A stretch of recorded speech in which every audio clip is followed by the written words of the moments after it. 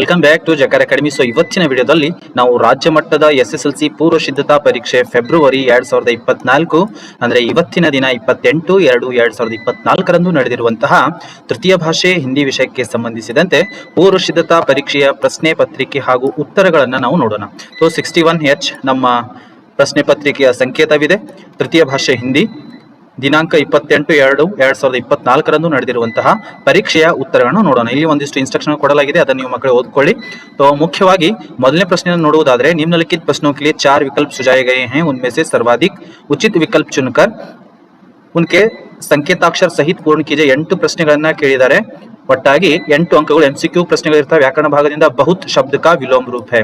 So ಇದರ ಸರಿಯಾಗಿರುವಂತಹ ಉತ್ತರ option B come. ಬಹುತ್ ಇದರ ವಿಲೋಮ ಶಬ್ದ ಕಮ್ ಅಂತ ಆಗ್ತದೆ. ಪ್ರಶ್ನೆ 2 ಕುತ್ತಾ ಶಬ್ದ का ಸ್ತ್ರೀಲಿಂಗ ರೂಪ है.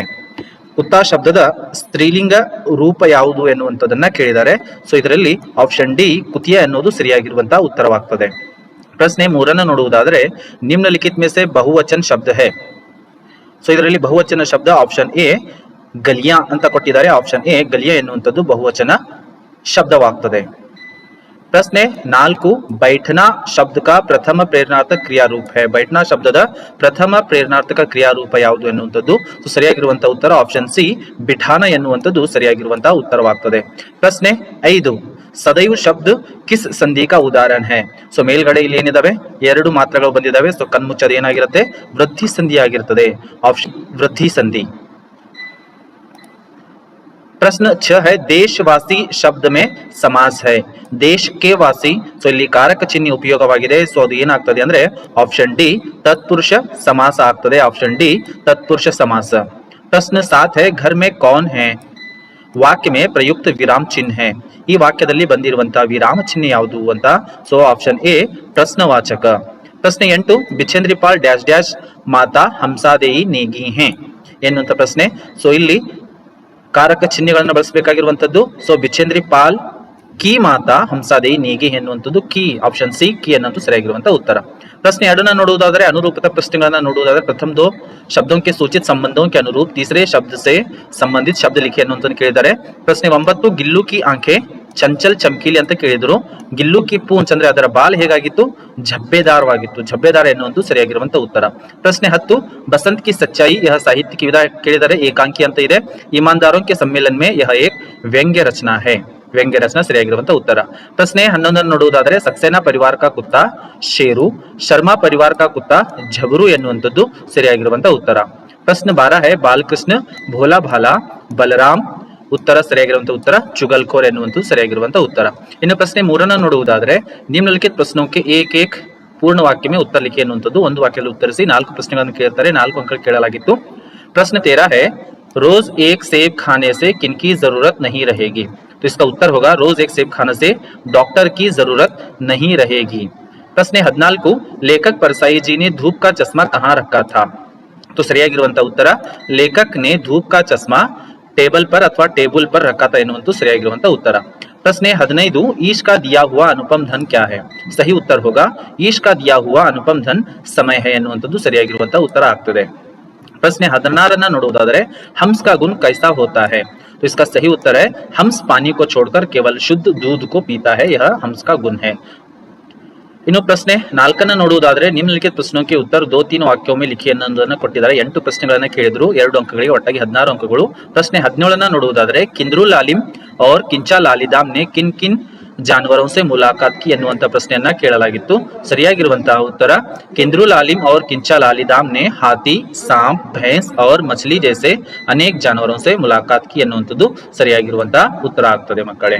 ಇನ್ನು ಪ್ರಶ್ನೆ 18 ನೋಡುವುದಾದರೆ प्रश्न 18 पूछा गया था धीरज सक्सेना को बुद्धिमान रोबोट की जरूरत क्यों थी. तो इसका सही उत्तर होगा धीरज सक्सेना को घरेलू कामकाज करने के लिए और नाती पोतियों का होमवर्क कराने के लिए एवं वर्ड प्रोसेसर पर काम करने के लिए एक व्यक्ति की जरूरत थी. इस कारण धीरज सक्सेना को बुद्धिमान रोबोट की जरूरत थी ಎನ್ನುವಂಥದ್ದು ಉತ್ತರವನ್ನ ಬರಿಬೇಕು ಮಕ್ಕಳೇ.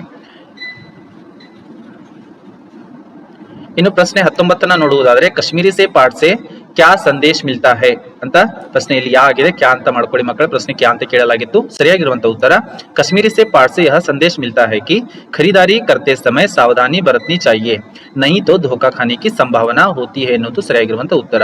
ಪ್ರಶ್ನೆ 20 ನಮಾಜ್ के बारे में ಜೈನುಲ್ ಆಬಿದೀನ್ के क्या विचार थे ಎನ್ನುವಂತದ್ದು. ಸೊ ಇದರ ಸರಿಯಾಗಿರುವಂತ ಉತ್ತರ जैनुल आबिदीन नमाज के बारे में कहते थे कि जब तुम नमाज पढ़ते हो तो तुम अपने शरीर के इतर ब्रह्मांड का एक हिस्सा बन जाते हो, जिसमें दौलत, आयु, जाति या धर्म पंथ का कोई भेदभाव नहीं होता ಎನ್ನುವಂತದ್ದು ಸರಿಯಾಗಿರುವಂತ ಉತ್ತರವಾಗಿತ್ತು ಮಕ್ಕಳೇ. ಇನ್ನು ಪ್ರಶ್ನೆ 21 ನೋಡುವುದಾದರೆ बालकृष्ण अपने माता से क्या क्या शिकायतें करता है. उत्तर बालकृष्ण अपनी माता से शिकायतें करता है कि भाई मुझे बहुत चिढ़ाता है, कहता है कि तुम्हें यशोदा माता ने जन्म नहीं दिया है. वह यह भी कहता है कि नंद और यशोदा तो गोरे हैं लेकिन तुम तो काले हो, इस कारण से वह बलराम के साथ खेलने नहीं जाता है. ಇಷ್ಟು ಅವನು ಶಿಕಾಯತ್ಗಳನ್ನ ಮಾಡಿರ್ತಾನೆ. ಪ್ರಶ್ನೆ 22 ನೋಡುವುದಾದರೆ कविता के आधार पर समय का सदुपयोग कैसे करना चाहिए. और इसका सही उत्तर होगा समय का महत्व धन से भी अधिक है. समय ईश्वर द्वारा मनुष्य को प्राप्त अनुपम धन है. हमें समय नष्ट नहीं करना चाहिए. आलस और बहाना बनाना छोड़कर मेहनत से काम करना चाहिए. एक भी क्षण को हमें तुच्छ नहीं समझना चाहिए. हर पल हमें समय का आदर करना चाहिए. जो काम करना है उसे मन लगाकर करना है. आत्मा पर विश्वास करके संदेह को भगाना है. एक भी क्षण को हमें तुच्छ नहीं समझना चाहिए. हर पल हमें समय का आदर करना चाहिए.